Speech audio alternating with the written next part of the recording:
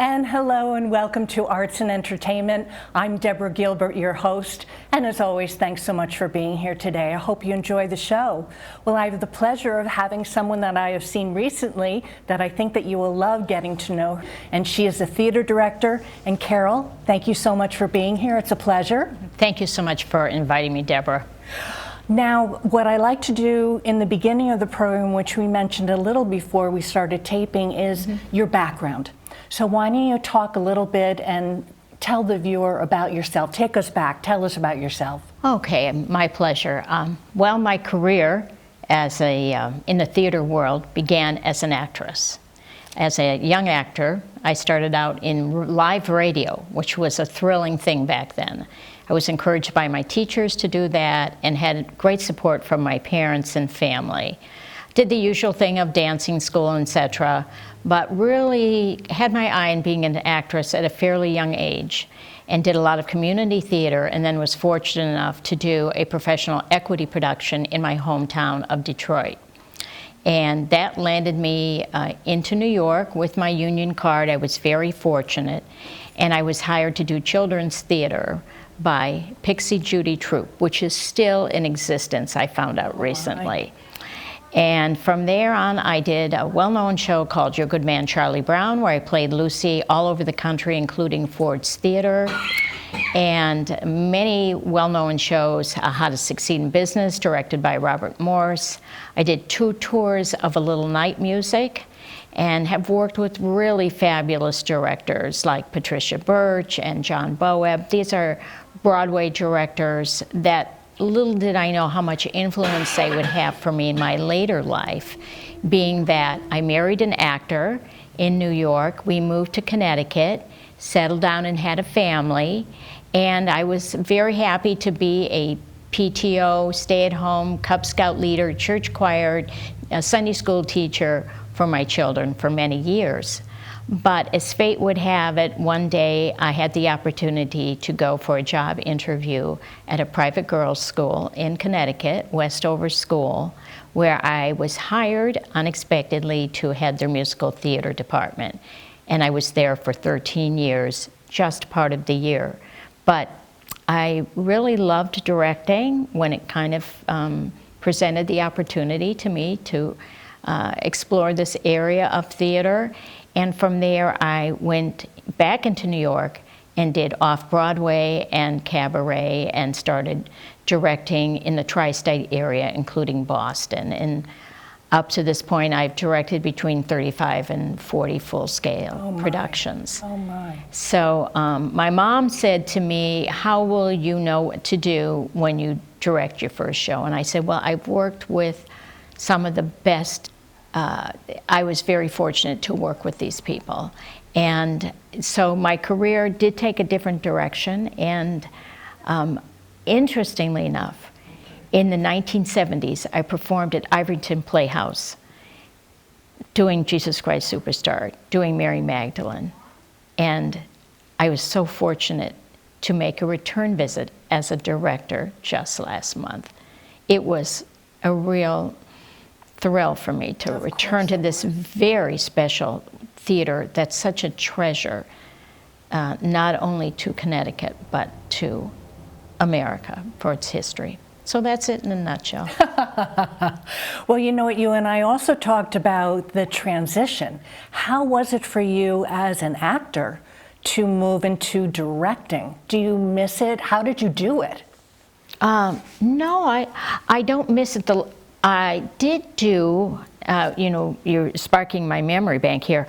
I was up in Providence, Rhode Island, doing, working for a theater company up there about 10 years ago, 10 to 14 years ago, and ended up moving up to Newport because the commute got to be pretty wicked, and became involved with the ballet company up there, working with them, and also reconnecting with an actor I knew from New York, an older gentleman, and I produced and directed a production of Love Letters, and I was one of the characters. So yes, I did do that.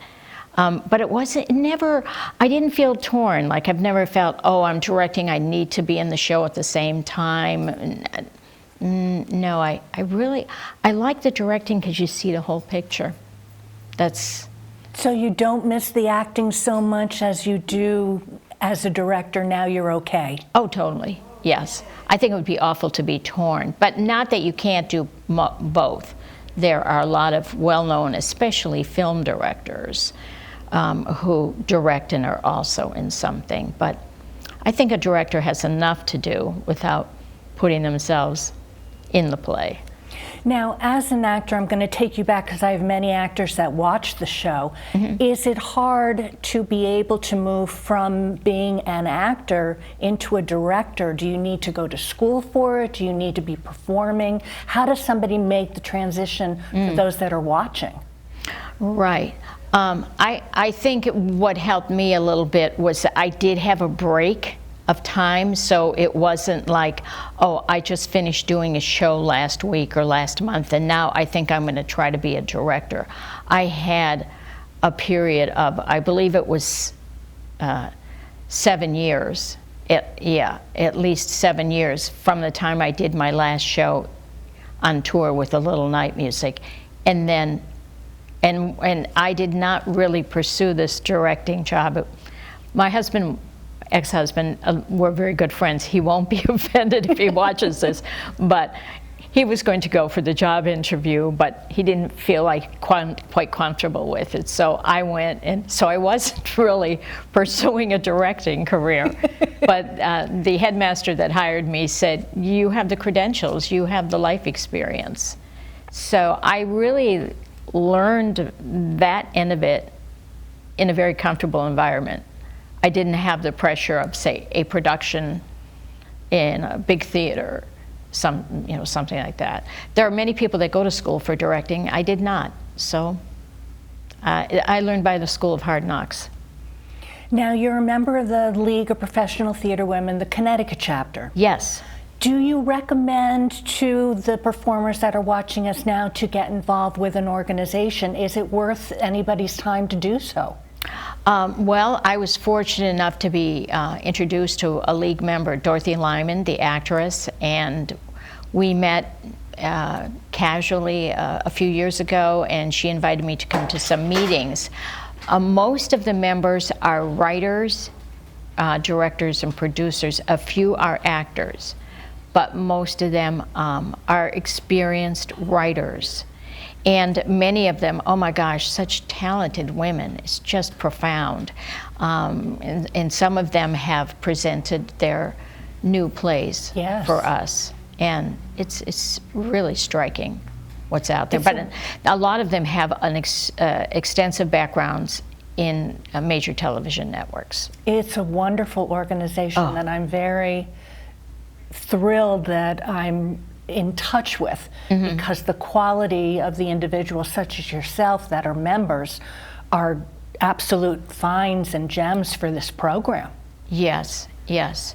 You're kind of, they have an open membership, but you do have to fill out an application and be, I guess, sponsored or something to that. You can't just say, I'm here I am and I'm a member. Now, I found you. I have the brochure, the staged reading of One Touch of Ava that was at the Iverton Playhouse, which we have just touched on a little bit. What is a staged reading, and how did you think it went? Well, say if you go to, it's one step above a rehearsal. So when you're cast in a show, you have a chance to sit around a table and do a table reading. But a staged reading is anywhere from 1 to 3 rehearsals with the director and the cast. Perhaps the stage manager is present. It's done without lighting, without blocking. There could be a little bit of movement up and down or back and forth, but it is not a staged production. It's sitting in chairs or stools or whatever might have you. I did have a few props. I thought that helped a lot with this production because it was a story of a painter and a woman who are never in the same place. So it takes a lot in that particular play for the audience to visualize where these people are. They're connected emotionally, spiritually, intellectually. but not physically except for a moment in time. And Julie Gilbert, the playwright, is quite brilliant at capturing that. Well, what about your calendar? Have you thought about things for 2023, 24? What's happening? Oh, I'm a busy lady. I have been working since last fall on a new production called Hurricane Jimmy. And it's the composer is a young gentleman that I met, William Linster, and I heard his score and I said, if you're interested in me, I'm on board. It's the story of a gentleman, Jimmy, who's a Brooklyn parolee, and he resettles down in the South, in the Bayou region. And as fate would have it, he reconnects with an ex-lover, Nadia, who happens to be married to a black sheep, son of a rather unscrupulous businessman. And so it has a lot of twists and turns. The music is very exciting. We had a table read. We had auditions that went out to all the publications. We had a tremendous response, and it's a 9-character play. And we also have 2 people that are understudies. So we had that read and recorded. We have a full recorded score with orchestration. So with our particular table reading, we played the music for all these actors to hear it. We're going to be doing a staged reading, which is still with the script. We will not have people singing, but we will have this music being played, which also has vocals. And that's going to be November 4th at the Phoenix Theater in Oakville, Connecticut, a small, intimate theater. Let's just hold that thought, okay? I'm Deborah Gilbert. You are tuned into Arts and Entertainment. We're going to take a break. We'll come back and talk about the calendar. We'll be right back. Business Bureau has received thousands of complaints related to travel insurance. Many don't realize that it doesn't typically cover the cancellation of a trip out of fear of traveling or concerning travel advisories unless you purchase a policy that includes cancel for any reason coverage. And even then, certain things are listed as exclusions. So you must read the fine print. Before purchasing travel insurance, consider that travel insurance is intended to help with unexpected events, not things like forecasted hurricanes. Once an event is a known event, meaning it's been forecasted or anticipated, it may not be considered a covered reason for cancellation if a traveler books a trip after that date. Before purchasing a policy or trying to file a claim, read the specifics on what the policy does and doesn't cover. You can find more travel tips at bbb.org/travel.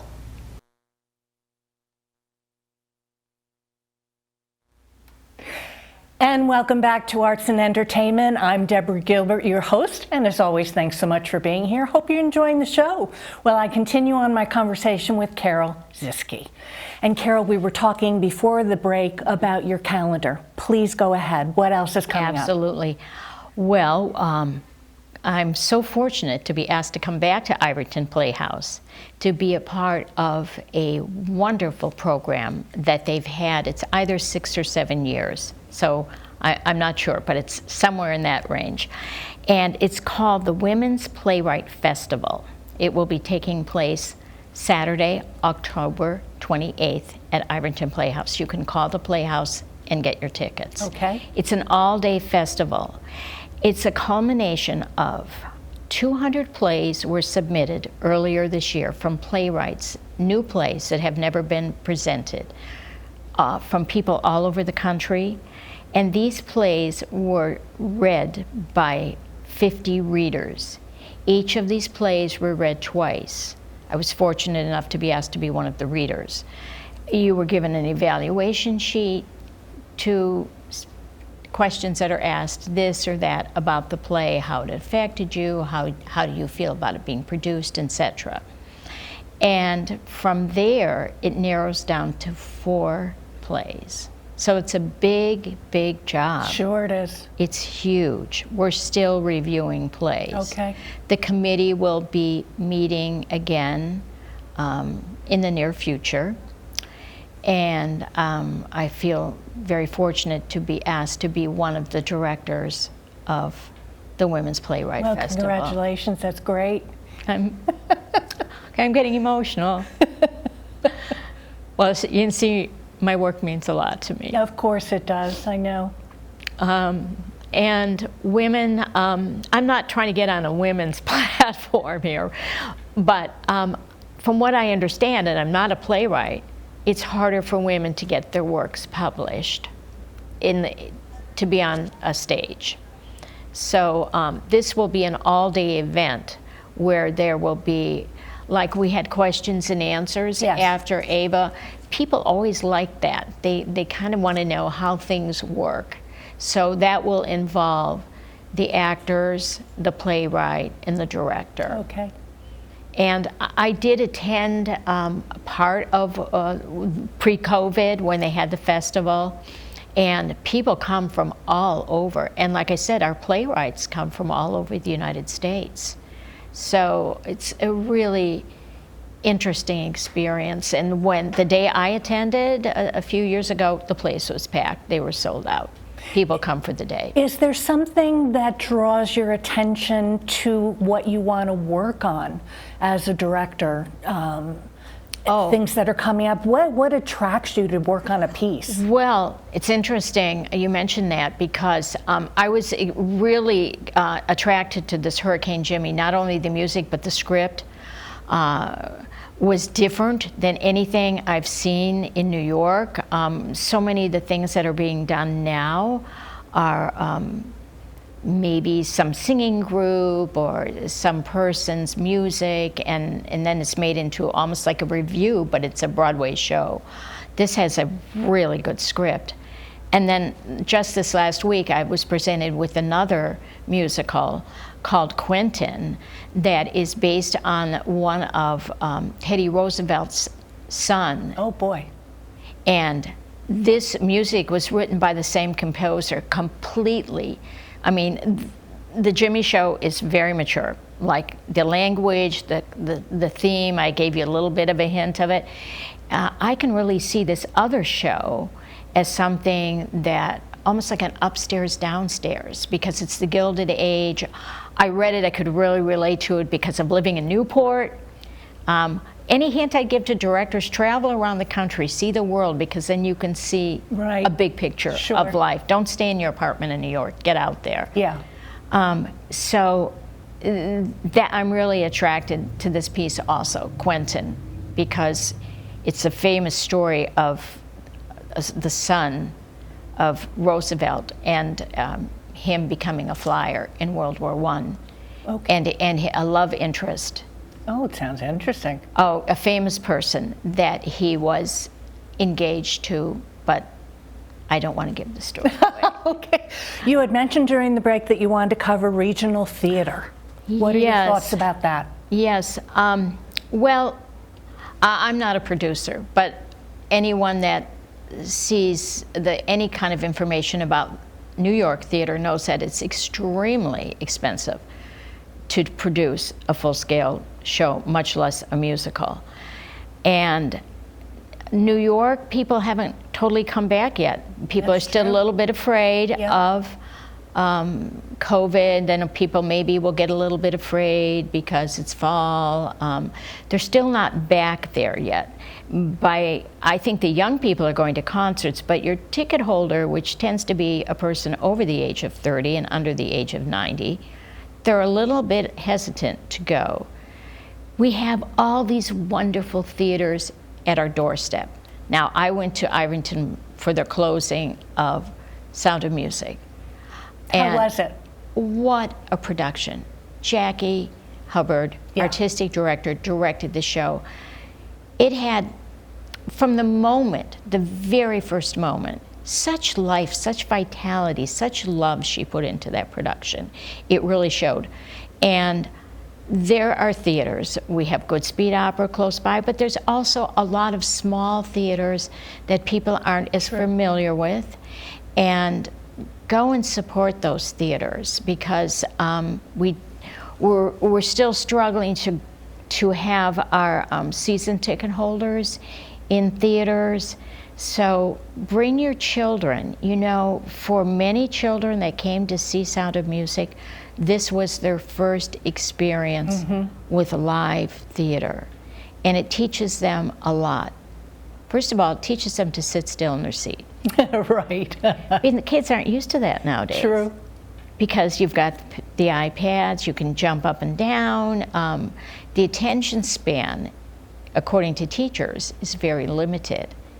And I think that if you could expose them to something that interests them and that causes them to think independently, and where the solution isn't presented them on a tablet, then I think that the future for children and their minds and their creativity, not everyone is going to be an actress.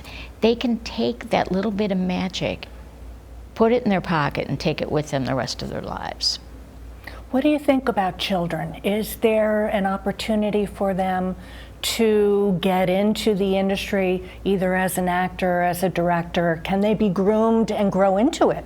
Well, I've directed a lot of after-school programs for kids, a lot. Okay. And I've had parents come up to me after, or kids, and say to me, "You helped me so much," and they went into something else. It helped them on a job interview. That's right.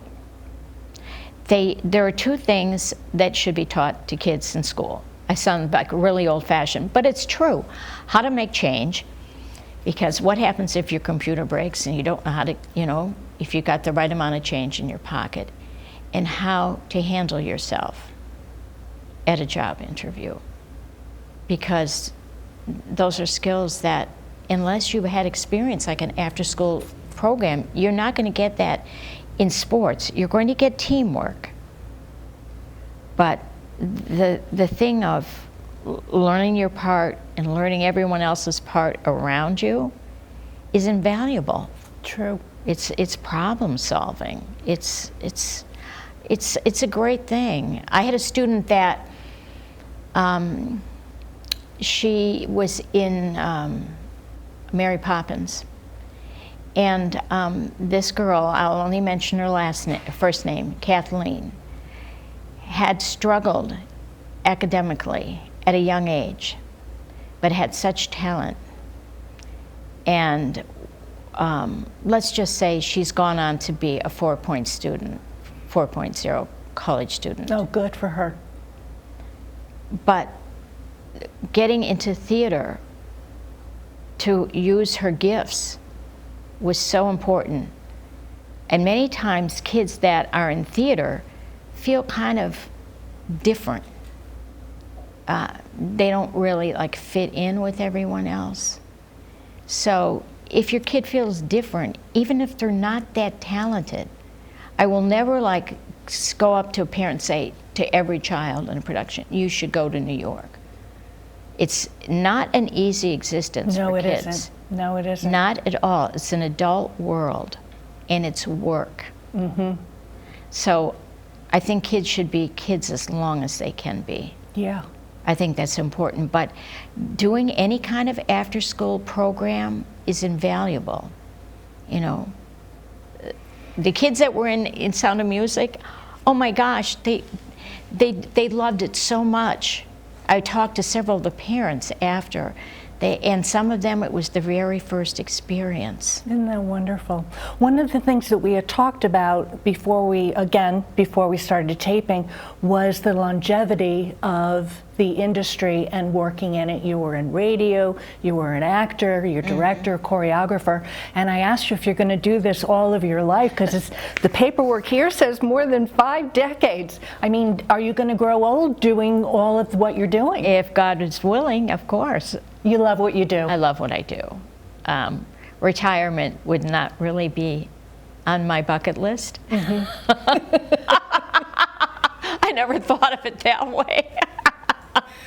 So for the rest of your life, Yes. This is what you want to be doing? Yeah. Directing? Yes.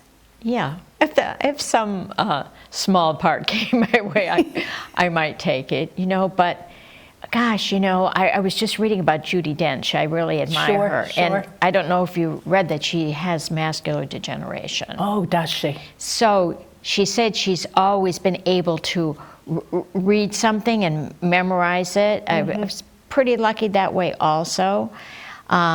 I always found memorization, playing a tape at night next to bed when you go to sleep.